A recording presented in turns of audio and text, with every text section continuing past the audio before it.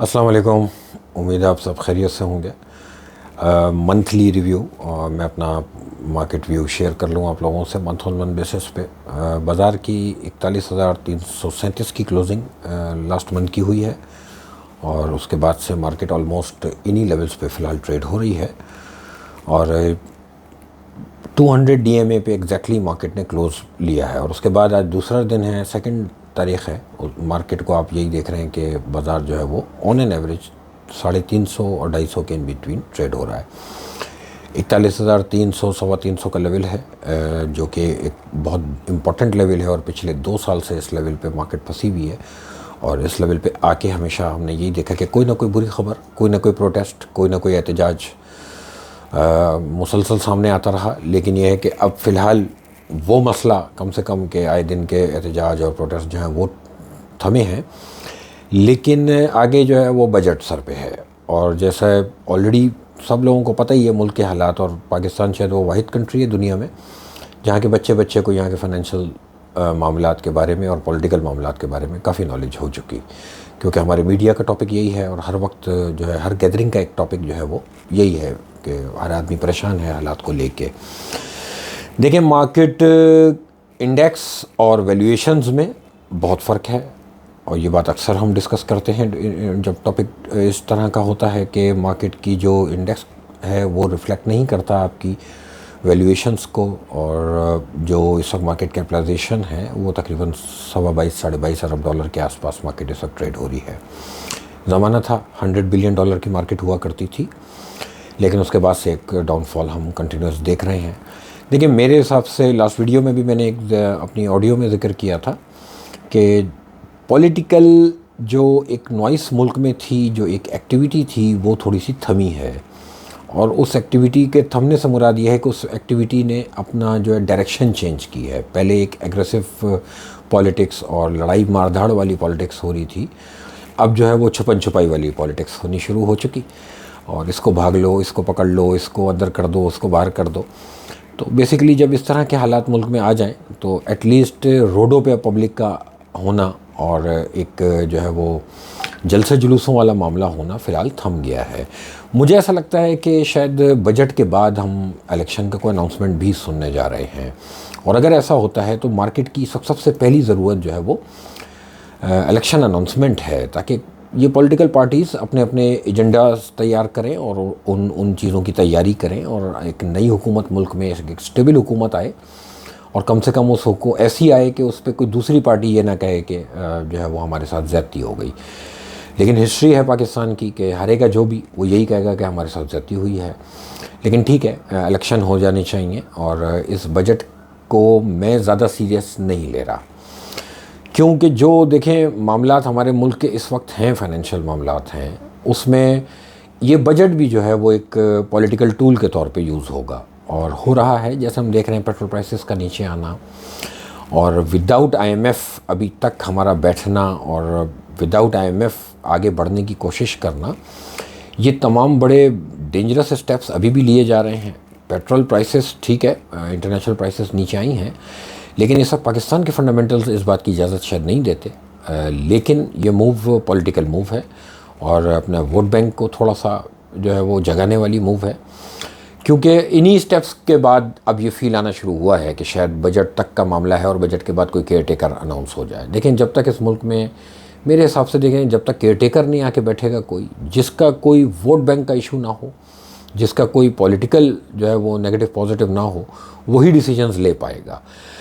IMF eventually देख लें कि अब तक पिछले 1 साल से आईएमएफ हम इंतज़ार करते रहे, और आखिर में जाके हमें ये पता चल रहा है कि विदाउट आईएमएफ अब फ़िलहाल हमारे मामलात को आगे बढ़ना है। तो ठीक है, अब फाइनेंस मिनिस्ट्री कम से कम ये अपने बिज़नेस कम्युनिटी को ये क्लियर करे कि अगर हमें विदाउट आईएमएफ चलना है तो क्या क्या स्टेप्स लेने हैं। उसमें भी अब आप देख रहे हैं कि कुछ जो है वो चीज़ें होती हुई नज़र आ रही हैं, कि कल जो एक इम्पॉर्टेंट न्यूज़ मार्केट में रिफ्लेक्ट हुई कि ये ईरान, अफ़गानिस्तान, रशिया जो बॉर्डर ट्रेड की जो बात की जा रही है, ये एक बहुत इम्पॉर्टेंट और बहुत बड़ा बोल्ड स्टेप है गवर्नमेंट की तरफ से। और इसी को लेके कम से कम मेरा अपना एक व्यू ये है कि जब आपके को ये बात क्लियर है कि अब आईएमएफ आपको फ़िलहाल लिफ्ट नहीं करा रहा, यूएस आपको ज़्यादा लिफ्ट अगर नहीं करा रहा तो ये एक अच्छा टाइम है कि पूरी दुनिया जो है वो इस वक्त एक एनर्जी क्राइसिस की वजह से फाइनेंशियल क्राइसिस में है।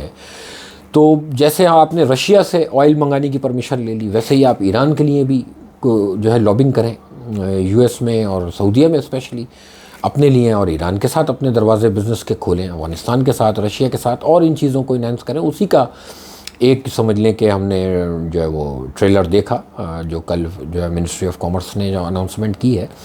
इससे बेसिकली देखें जो इस वक्त जो पाकिस्तान का एक बड़ा ख़तरनाक इशू है ना, वो ये है कि आपके मुल्क से स्मगलिंग बहुत हो रही है। आपके यहाँ डॉलर स्मगलिंग की मद में बहुत बाहर जा रहा है। बॉर्डर से ईरान और अफगानिस्तान से जो चीज़ें आपके पास स्मगल होके आ रही हैं, उसकी पेमेंट्स जो है डॉलर में जा रही है। अब अगर इसी चीज़ को, होते हुए काम को, जो ऑलरेडी हो रहा है, उस काम को अगर आप थ्रू प्रॉपर चैनल और लीगलाइज करके गवर्नमेंट की एम्ब्रेला के अंदर ला के अगर अलाउ कर देंगे, तो उससे होगा ये कि देखें हमारी जो करेंसी पे जो एक प्रेशर डेवलप हुआ है वो डेफिनेटली जो है रिड्यूस होगा। और इसके साथ साथ बीच में जो हमने सुना कि कोई जिन लोगों के पास डॉलर्स हैं उनके लिए कोई एमनेस्टी अनाउंस करने की बात आ रही है, तो मैं इन चीज़ों की कम से कम मैं ज़ाती तौर पे फेवर करता हूँ। इस वक्त ये कुछ इस तरह के जो है मराद देनी चाहिए लोगों को थोड़ा सा हौसला देना चाहिए कि वो जो उन्होंने अपने बैंकों में पैसे दबा के रखे हुए हैं वो थोड़ा सा निकालें, उनको कन्वर्ट कराना शुरू करें। और ये जो बार्टर ट्रेड वाला मामला हुआ है, इससे बहुत बड़ा इफ़ेक्ट मेरे हिसाब से ओवरऑल हमारी जो करेंसी पे प्रेशर है उसके ऊपर पॉजिटिव इम्पैक्ट ज़रूर आएगा। और बल्कि यहाँ पे हम अब अगर, क्योंकि जब गवर्नमेंट लेवल पे ये काम होना शुरू हुआ है, तो आज तक अगर 100 रुपये की चीज़ स्मगल होके आ रही थी, तो वो 500 की चीज़ जो है वो लीगल चैनल से भी लाई जा सकती है। एक चीज़ दे के एक चीज़ लेना, मेरे हिसाब से इस वक्त पाकिस्तान जैसे मुल्क के लिए ये एक बेसिक नीड हो चुकी है कि हमें इस वक्त इसी तरह के स्टेप्स की ज़रूरत है। कुछ अच्छे स्टेप्स आप देखें, 9 मई के बाद यही स्टेप्स अब नज़र आने शुरू हो गए। ये काम पहले भी किया जा सकता था। जितनी स्मगलिंग डॉलर की हो रही है, ये तो मीडिया पे पिछले 1 साल से है, लेकिन आप नोट करें कि गवर्नमेंट ने सीट पे बैठ के कोई काम नहीं किया, पॉलिटिक्स करते रहे। इसी तरह ऑपोजिशन और गवर्नमेंट दोनों पिछले 1 साल में ना फाइनेंस को नहीं देख पाए। उन्होंने अपनी सियासी जो है ना वो अपनी कुर्सियां चमकाई हैं। अब जाके जब 9 मई के बाद अब आप देखें कि थोड़ा सा एक, जैसे कहते हैं, खौफ का एक आलम शुरू हुआ है सियासी पार्टियों में कि अब मारधाड़ होगी। तो हर आदमी लग रहा है कि कुछ लोग अब अपने अपने कामों पे जाके दोबारा फोकस करना शुरू हुए हैं। मुझे उम्मीद है, देखें, मार्केट आपकी उसी वक्त चलेगी जब आपके मैक्रोस ठीक होना शुरू होंगे, जब मार्केट को इस बात का कॉन्फिडेंस आएगा कि हाँ जी अब हम स्टेबिलिटी की तरफ जा रहे हैं। फ़िलहाल हमें स्टेबिलिटी की तरफ नहीं जा रहे। इन्फ्लेशन हमारी ऑल टाइम हाई आई है 38%। तो फ़िलहाल तो मुझे नहीं लगता कि इंटरेस्ट रेट के रुकने का कोई सवाल है। जबकि आज ही किसी ने मुझे कोई मैसेज व्हाट्सएप पे भेजा था कि कहीं पे कोई इंटरेस्ट रेट को पॉज होने की भी बात आई है, लेकिन ये मेरी समझ से बाहर है कि अगर इसको पॉज किया जाएगा, अदरवाइज़ इंटरेस्ट रेट को भी और बढ़ना चाहिए। अनसर्टेनिटी इंटैक्ट रहेगी, यानी कम से कम भी अभी आपको जब तक कोई केयर टेकर अनाउंस ना हो जाए और कोई डेट अनाउंस प्रॉपर ना हो जाए इलेक्शन की, तब तक तो मेरे हिसाब से मार्केट इन्हीं लेवल्स पे कहीं ट्रेड होगी। आप नोट करेंगे बाज़ार के इंडेक्स के पॉइंट्स बेशक अप एंड डाउन हो रहे हैं, लेकिन मार्केट में वॉल्यूम्स श्रिंक हो रहे हैं। और पिछले अगर 2 महीने का आप एवरेज वॉल्यूम उठा लें तो बीच में एक दिन बस बहुत अच्छा वॉल्यूम हुआ है, अदरवाइज मार्केट में लो वॉल्यूम्स के साथ काम हो रहा है। अब बीच में 2-4 खबरें प्योर मार्केट के लिए भी हैं कि वो ऑथराइज कैपिटल बढ़ाने की बात चल रही है कंपनीज़ की, और फिर मार्केट में रूमर्स हैं कि बहुत सी कंपनीज़ बोनस जो है अनाउंस कर देंगी और काफ़ी हैवी बोनस अनाउंस कर सकती हैं। तो इसलिए एक लोगों के अंदर ग्रिड पैदा हो रही है कि उन शेयर्स की तरफ लोग जो है शिफ्ट कर रहे हैं अपने पोर्टफोलियो को। तो बहुत से शेयर्स इसलिए टारगेटेड हुए हुए हैं कि वो पुराने, अगर होल्डिंग में अगर आपके पोर्टफोलियो में कोई शेयर पड़ा है, आप इस वक्त उसको ऑफलोड कर रहे हैं, चाहे वो लॉस में भी है, लेकिन आप ये शॉर्ट टर्म में जो है एक गेन के आसरे में पब्लिक जो है इस तरफ पैसा डाइवर्ट कर रही है उन कंपनीज़ में जिनके अब EOGM अनाउंस हो चुकी हैं। मैं इसमें अपना एक इनपुट ज़रूर दूंगा कि बोनस जिस कंपनी का भी अनाउंस हो जाए, उस बोनस को एक्स नहीं करवाना। ये मैं बड़े काम की बात दे रहा हूँ। लोग मुझसे टिप मांगते हैं, तो टिप असल ये होती है, ठीक है, मेरे हिसाब से मेरी टिप ये है इस वीडियो की कि वो बोनस से पहले खेलें कूदें।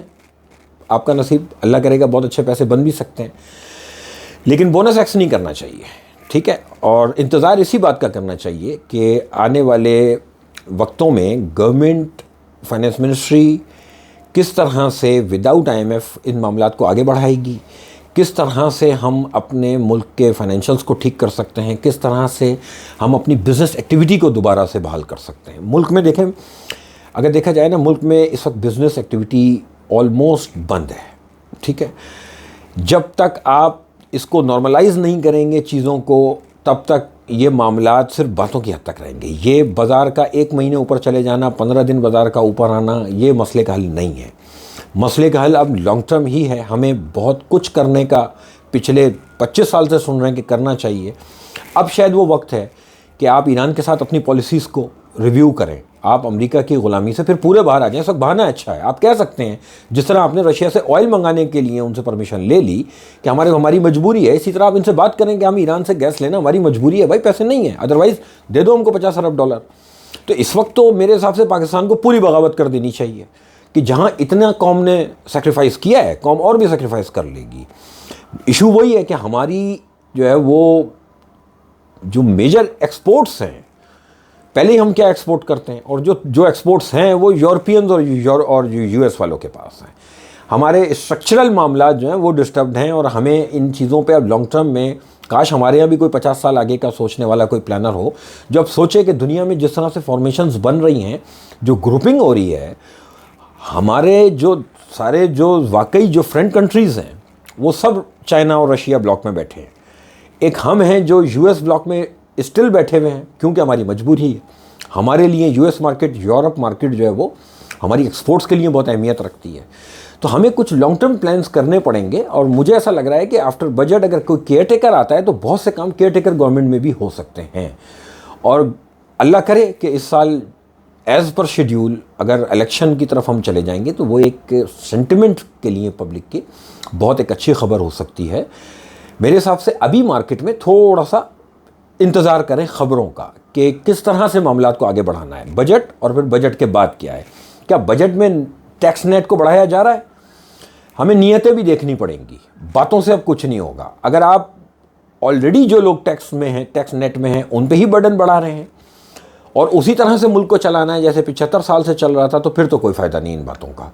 अदरवाइज़ टैक्स नेट बढ़ा देना चाहिए, अब इनको कुछ नए सेक्टर्स को इन कर लेना चाहिए। रियल इस्टेट को, अब जिन लोगों के पास रियल इस्टेट की कमांड है पाकिस्तान में, उनसे रिक्वेस्ट है कि प्लीज़ अब रहम करें, अब कुछ टैक्स देना भी शुरू कर दें, क्योंकि देंगे तो यही मुल्क आपको ही पलटा के दे देगा। मार्केट मेरे हिसाब से ठीक है, बाज़ार इंतज़ार कर रहा है, कुछ चीज़ों का वैल्यूएशंस ऐसी हैं कि माल लेना चाहिए, और लेके अक्टूबर, नवंबर, दिसंबर यहाँ तक का एक टाइम फ्रेम जहन में रखना चाहिए। मेरे हिसाब से मार्केट में स्टेबिलिटी आएगी आने वाले दिनों में, और भी कुछ हम खबरें देखेंगे। क्यों? वो इसलिए कि हमारे पास अब सर्वाइवल का चांस नहीं है। देखें, विदाउट IMF डिफ़ॉल्ट से कैसे बचा जाएगा, ये क्वेश्चन मार्क है। फाइनेंस मिनिस्ट्री कह रही है कि हमारे पास प्लान बी है, तो कहीं वो सिर्फ प्लान बी ना लिखा हुआ हो। बात ये कि वो प्लान क्या है बताएं, तो प्लान बी से क्या मुराद है, यानी बोलें भी तो कि क्या प्लान है। अब उसमें कुछ चीज़ें नज़र आनी शुरू हो रही हैं, शायद यही वो शायद प्लान बी का हिस्सा है कि जो कुछ पिछले 2-3-4 दिन में हमने देखा, कुछ खबरें आनी शुरू हुई।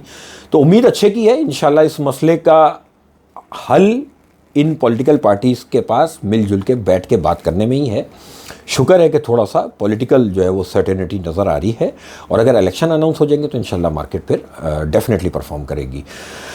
मेरे हिसाब से बाज़ार का स्टॉप लॉस 40,700 है इस महीने के लिए, जून के महीने के लिए 40,700 इंडेक्स को स्टॉप लॉस कंसीडर करें, उसके ऊपर पॉजिटिव रहें। अभी आप 41,341 पे हैं, तो मेरे हिसाब से 600 पॉइंट की ये जगह है, 600 पॉइंट का ये रिस्क है। इस पॉइंट्स के इन बिटवीन जो है वो कुछ चीज़ों में एक्यूमुलेशन करनी चाहिए, और 2 से 3 महीने 4 महीने का जहन बना के बैठें। अगर 40,700 के नीचे बाज़ार ट्रेड होगा, हम नेगेटिव टेरिटरी में होंगे, यानी हमें कुछ नेगेटिव खबरें सुनने को मिलेंगी।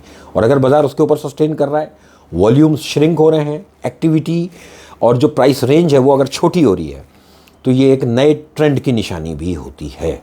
आने वाले दिनों में मुझे ऐसा लगता है कि 40,700 के ऊपर रहे तो हम इंशाल्लाह मार्केट में एक रैली भी देख सकते हैं आने वाले दिनों में। थैंक यू, आप लोगों का बहुत शुक्रिया।